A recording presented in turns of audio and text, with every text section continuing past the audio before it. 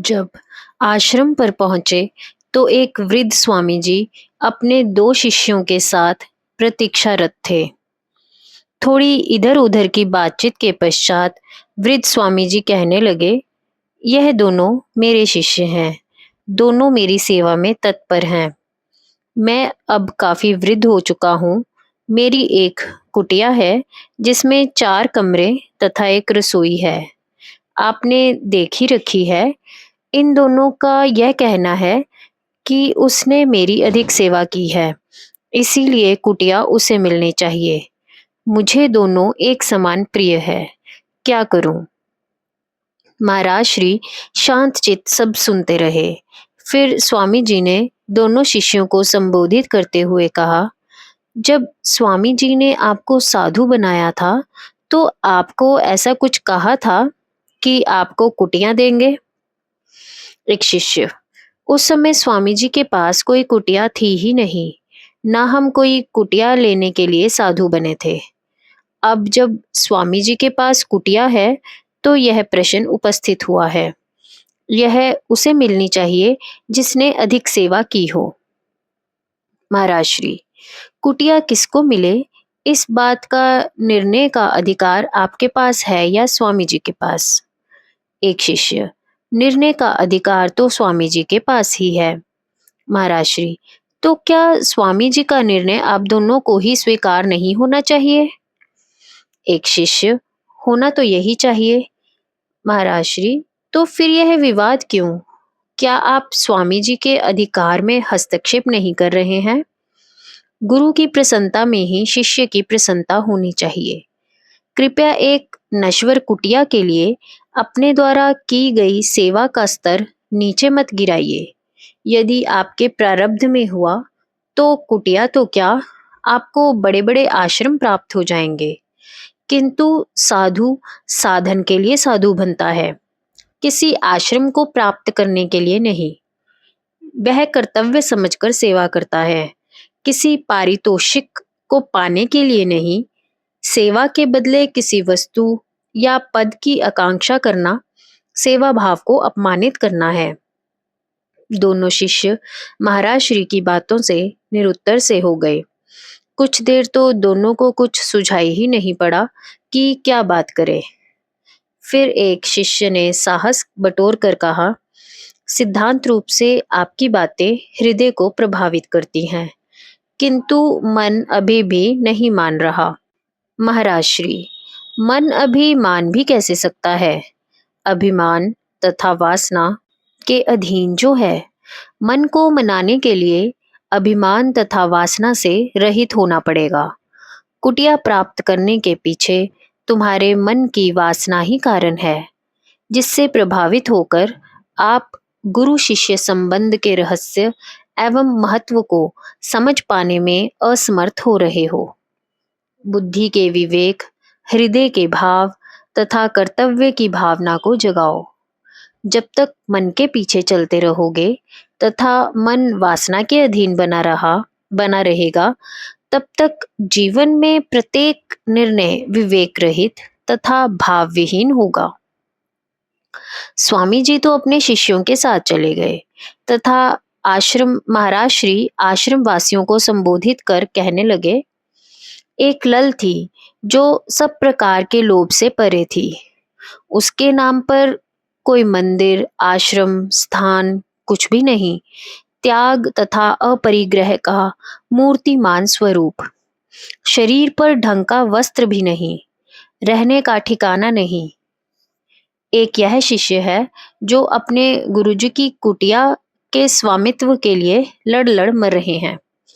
इन्होंने गुरुजी की सेवा नहीं की, कुटिया पाने की अभिलाषा की सेवा की है, जिसके कारण अभिलाषा बलवती हो गई है। उसने वासना का रूप ग्रहण कर लिया है, अब उन्हें नचाए फिरती है। एक आश्रमवासी, किंतु किसी एक शिष्य को तो स्वामी जी कुटिया देंगे ही। महाराज श्री, जिसको कुटिया देंगे उसका अभिमान 2 गुना हो जाएगा।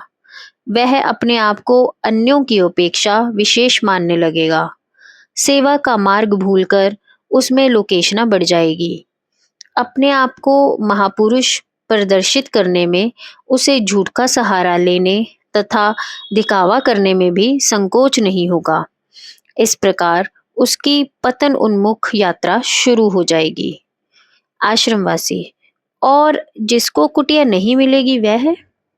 महाराज श्री: जिसको कुटिया का स्वामित्व नहीं मिला होगा, उसकी अवस्था भी कुछ अच्छी नहीं होगी, क्योंकि कुटिया को प्राप्त करने की ललक उसमें भी है।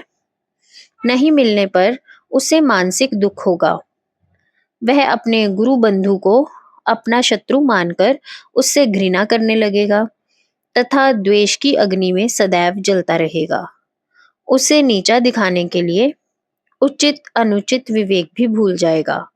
वह प्रचार करता फिरेगा कि उसके साथ अन्याय हुआ है।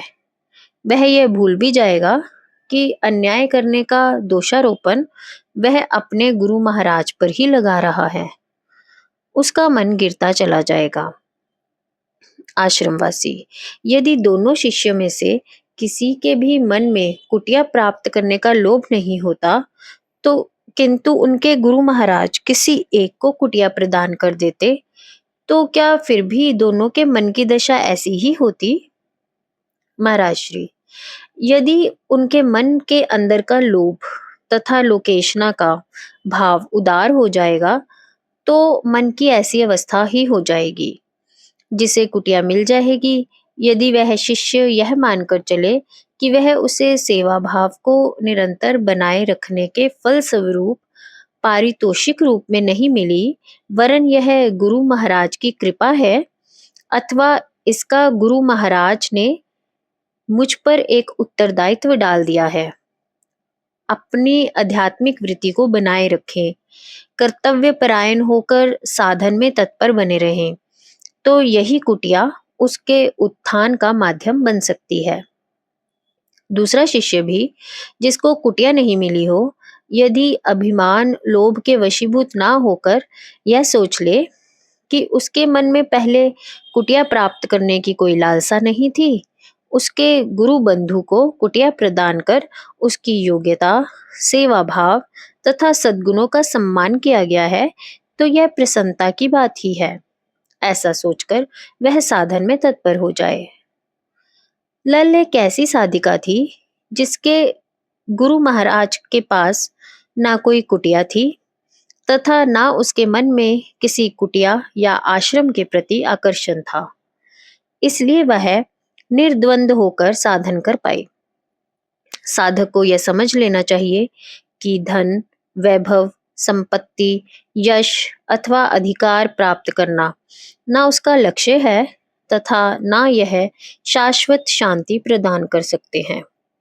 इसके विपरीत क्लेश, विद्वेष, अशांति, चंचलता का ही कारण है।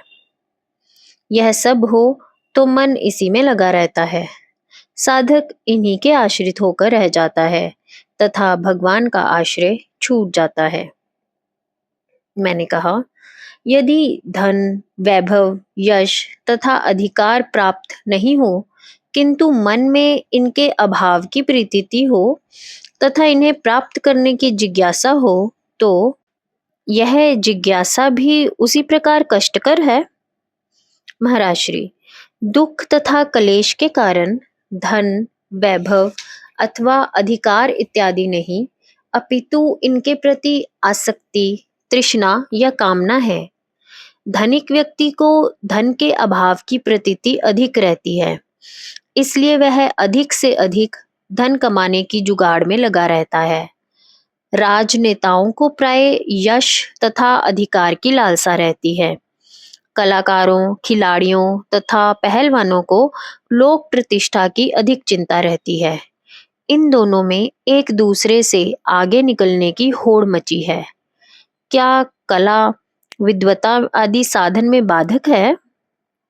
नहीं, वह अध्यात्म प्राप्ति में सहायक है, किंतु जब उनके प्रति आसक्ति हो जाती है तथा उन्हें धन यश प्राप्ति का साधन मान लिया जाता है, तो यह अध्यात्म में बाधक हो जाते हैं। वृद्ध स्वामी जी के इन दो शिष्यों ने उनकी कुटिया को संपत्ति के रूप में देखा तथा उसे प्राप्त करने की मन में वासना हुई। सारी विपत्ति का मूल वासना है। वासना सभी जीवों को भुलाए, नचाए, रुलाए फिरती है। वासना से मुक्ति अध्यात्म की अनिवार्य सीढ़ी है। मैंने कहा, लल ने तो जगत व्यवहार ही त्याग दिया था। महाराज श्री, लल ने जगत व्यवहार का त्याग नहीं किया, वरन जगत व्यवहार ने ही लल का त्याग कर दिया था। यह निवृत्ति प्रायण अवश्य थी, किंतु उसकी निवृत्ति स्वाभाविक थी, कोई बलात् या हठ पूर्वक नहीं। उसने अनेकों जन्मों तक अनासक्ति पूर्व कर्तव्य कर्मों द्वारा अपने संस्कारों को क्षीण कर लिया था। अब उसका अंतःकरण निर्मल था। किसी कर्म के करने का उसका कोई कर्तव्य नहीं बचा था। इस स्वाभाविक कर्म निवृत्ति से वह व्यवहार मुक्त हो पाई थी। जो कठिनाइयों तथा समस्याओं से घबराकर कर्तव्य से पलायन कर जाते हैं, उनकी प्रवृत्ति तथा निवृत्ति दोनों बिगड़ जाती हैं। तुमने लल की सिद्धावस्था की ओर ही ध्यान दिया है, प्रारंभावस्था में कर्तव्य परायणता की ओर नहीं। पर्वत शिखर पर पहुंचने से पहले पत्थरों तथा संकटपूर्ण मार्गों से होकर चढ़ाई चढ़नी पड़ती है। जो लोग माउंट एवरेस्ट पर चढ़ते हैं, वह हेलीकॉप्टर पर बैठकर वहां नहीं पहुंच जाते। उन्हें कठिन सीधी चढ़ाइयों, बर्फानी रास्तों, ठंडी हवाओं तथा तूफानों का सामना करते हुए वहां तक जाना पड़ता है। तब कहीं जाकर वह चोटी पर पहुंचकर सफलता का झंडा गाड़ पाते हैं। साधक का भी यही हाल है। उसका मार्ग तो कहीं और भी कठिन है। उसे संसार से भी निपटना पड़ता है तथा अपने अंतर में बैठे शत्रुओं से भी। संसार में निपटने के लिए कर्तव्य परायणता तथा अंतर के शत्रुओं से निपटने के लिए साधन। धीरे धीरे कर्तव्य परायणता कम होती जाती है तथा साधन बढ़ता जाता है। लल के इस जन्म में केवल साधन ही रह गया था। कर्म ने उसका पीछा छोड़ दिया था। साधन में उन्नति के लिए प्रथम आवश्यकता धैर्य पूर्वक कर्तव्य पालन है। कब तक? जब तक कर्तव्य बोध हो। कर्तव्य पालन से ही कर्तव्य बोध स्थापित हो जाता है। सामान्य व्यक्ति की दृष्टि सीमा बहुत सीमित होती है। वह अपने तथा दूसरों के वर्तमान जन्म में किए गए कर्मों, धारणाओं, प्रवृत्तियों तथा व्यवहारिकताओं में ही झांक पाता है। वह भी अपने चित्त की खिड़की में बैठकर, जिससे किसी की वास्तविकताओं को जान पाना उसके लिए कठिन होता है। साधन जन्म जन्मांतर तक चलने वाला लंबा क्रम है। कई बार कई जन्मों तक साधन रुका रहता है। कई जन्मों में वह भटक कर अंधेरी गहरी घाटियों में उतर जाता है। कभी वह प्रकाश में आता है तो कभी मार्ग सुझाई देने लगता है। इस प्रकार गिरते पड़ते उठते चलते उसकी यात्रा आगे सरकती रहती है। लल का जीवन साधकों के लिए आदर्श है, किंतु उस अवस्था तक पहुंचने का उपाय क्या है, यह विचारणीय है। लल की साधन यात्रा का वृतांत इस विषय को समझने के लिए सहायक है, पर इस संबंध में उसकी कई जन्मों की यात्रा का वर्णन दृष्टिगत रखना होगा। इतना कहकर महाराज श्री ने चर्चा को विराम दे दिया। आश्रमवासी भी अपने अपने काम में लग गए। मैं भी अपने कमरे में चला गया।